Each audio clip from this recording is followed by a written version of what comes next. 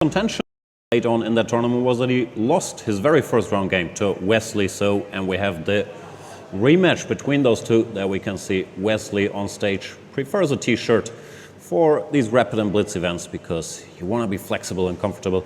What surprised me... we saw that special in the blitz that they prefer wearing something short sleeve rather than having a suit on, but it seems like Magnus Carlsen is in his suit wearing the sponsor's shirt and a suit. I think he should watch out for the clock because if we can recall that he lost on time against Wesley, so it wasn't the position that was problematic, but the clock.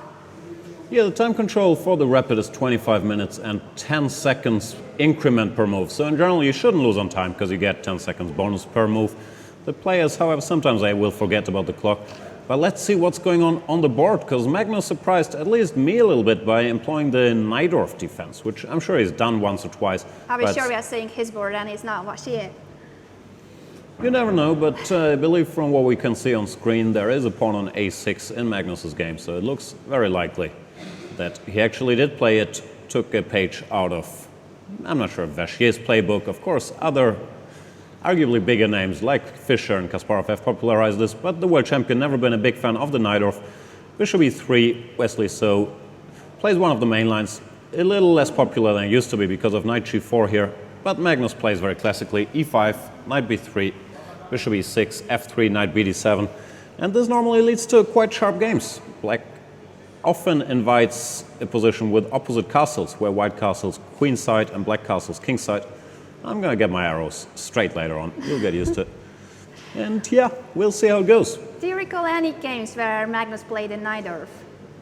I have a goldfish's memory. I'm sure there have been some, but it hasn't been, his main opening, that's for sure. He normally prefers e4, e5, and he's played some Sveshnikovs, he's played some goofy things, but to see the 𝙬𝙬𝙬𝙬 from him is a bit of a surprise, and we just saw him rushing in with his second, Peter Heine-Nielsen, giving him some last-minute notes. So probably Peter Heine-Nielsen reminded him of all the tricks. Play a6 first, don't go e5 immediately, because then bishop b5 check is very unpleasant. That's important, stuff guys. of that nature. That's important. And another curious move on the board, it's a theoretical line, but after long castles, h5 might not be the first move that comes to mind. However, people have started doing that in all kinds of Sicilian positions, because in this crazy modern chess of our times, white wants to go g4 wherever he can, grab some space, potentially push this knight away, and he's fighting against it by playing h5. The drawback, of course, that you can't castle kingside so easily anymore, because there will be some holes around the king's position. Yeah, but it's normal to keep the king in the center in this position, so he just stops the king side expanding, as you said, and the king will be fine on e8. Normally. We'll see. We'll find out. Looks like the world champion has come prepared. Let's do a brief tour through the other games we have in this round. I agree. We have the winner of the first leg of the Grand Chess Tour, Hikaru Nakamura.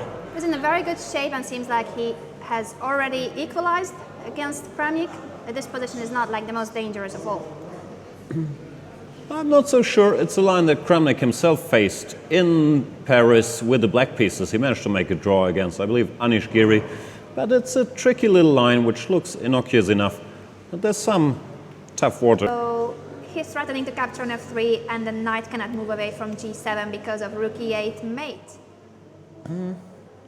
Pretty much. So you have to defend the knight. Queen f1 or rook f1 are the first moves that come to mind. Yeah, queen f1 seems to be nice, but maybe then queen takes b2 and you are coming from the other flank. Yeah, it's a bit passive. And maybe Vichy judges that here he has enough even long-term play. So I thought maybe then queen e2 and I don't allow you swing to the other flank instead of queen f1 if I go queen e2. But maybe then he wants to take on h3. And the difference is that now after knight f5 the queen will be hanging on e2, so I will always have this rook e8 check. Could be. But that would be very nice if this is such a precise order that now he captures on h3 and the position might be winning. In MVL, yeah, his body language has changed a bit. Probably just like us, at least he also missed this queen to g2 move. And now he's facing real problems. If this works, then it is really a brilliant game by Vishy Anand.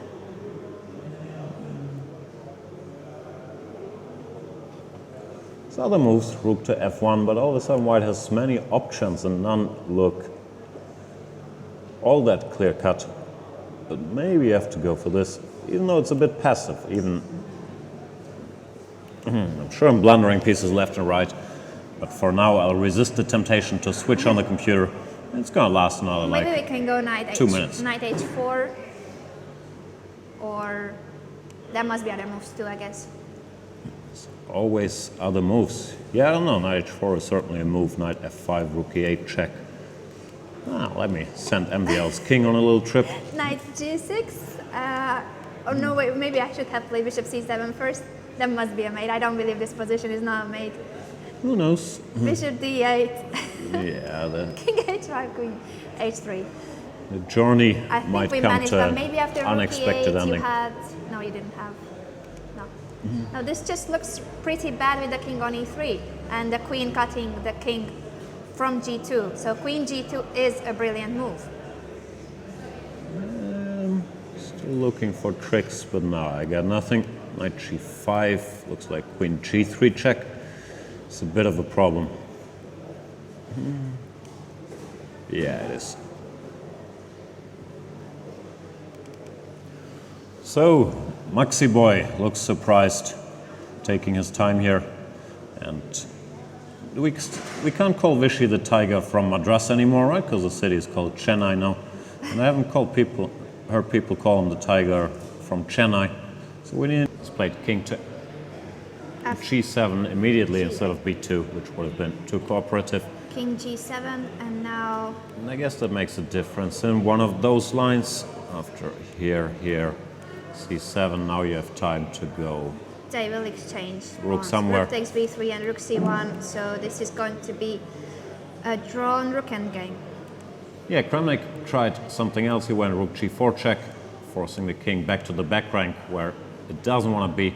King f8 and rook a4.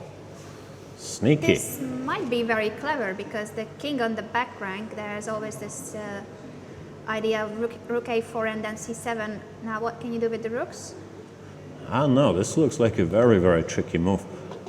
Because, yeah, takes doesn't seem to work. Rook takes He b8. has played king g7, so of course he would love to repeat moves with rook g4, rook a4, but we are afraid that there must be a better move here. Well, white can just take the pawn. Takes and take here. He has taken on a8, rook takes b3, and this should be winning, shouldn't it? I have no clue, but it's certainly chances. Hikaru's shaking his head. And let's say... Seems like Vladimir Kramnik manages to squeeze out more of the tiny advantage he had in the rook endgame. The problem is, I would guess, I'm not sure, I might mess up the order, but if black tries to grab this pawn, that white normally wins the pawn endgame. Like, okay, this is a sample line. Yeah, you never have time to go for the c-pawn because the white king enters the king side and will grab all your pawns. No, it looks like Kramnik, even his posture has improved. He's sitting straight up, which I shouldn't do, so I'll maintain this. And yeah, Hikaru is shaking his head. He's missed his rook a4 move. He went rook c8, rook c3 is on the board, and this just seems to be the typical endgame that Vladimir Kramnik wins 10 out of 10. Yeah, this doesn't seem to be particularly hard because you just bring your king towards. True, it was more difficult to achieve this position, and he did quite easily actually. The rook endgame we thought that will be drawn after the c and b pawns would be swapped. He just managed to keep his one on the board. This rook g4, rook a4 was very precise.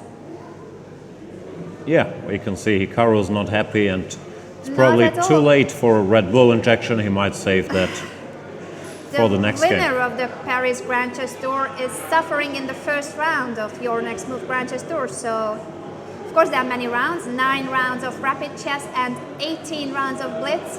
So he will have plenty of time to recover, but it seems that Hikaru Nakamura is losing his first game here in Leuven, Belgium. It's down to 2 minutes as well, but yeah, it doesn't really matter. This is just lost. You have a fighting chance in such rook endgames if your rook is behind the pawn and white has to defend his pawn passively. But here, with his own rook behind it, there's just very little you can do because the king will always find a way to infiltrate the black structure. So, yeah, to my mind, it is pretty resignable. And Hikaru, he's gonna look at what happened to his position for a while, but this game won't last long. What about Vish's position? Has it changed after we last looked at it? After Queen G2? It has changed indeed, and Vishy Whoa! won his game. He has won already. We might have Vishy Anand soon here in the commentary booth. We are hoping to see Vishy Anand explaining his beautiful victory against Maxime Vachier. What was the last move? I don't know. Queen E2, Vishy played even more directly than we thought. I think Yeah, we we looked at thought it. he would play Queen takes H3, but Rook takes F3 and Bishop takes D4, wins the Queen.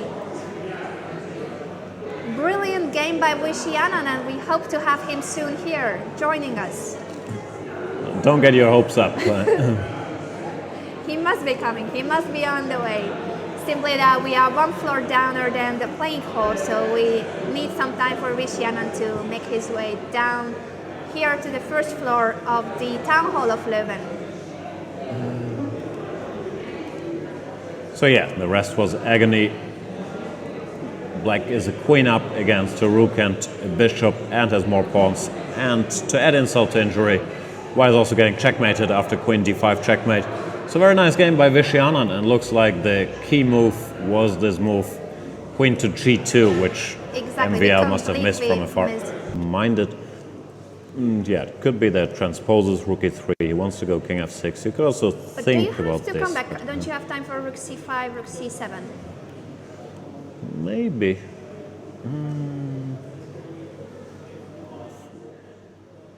I would really love to promote that pawn, so I'm trying to get there, but yeah, you will protect it with the king.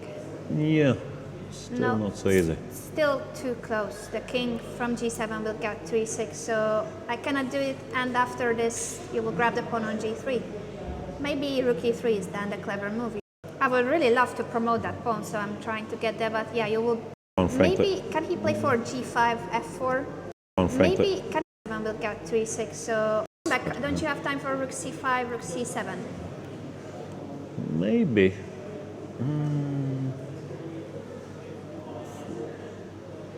I would really love to promote that pawn, so I'm trying to get there, but yeah, you will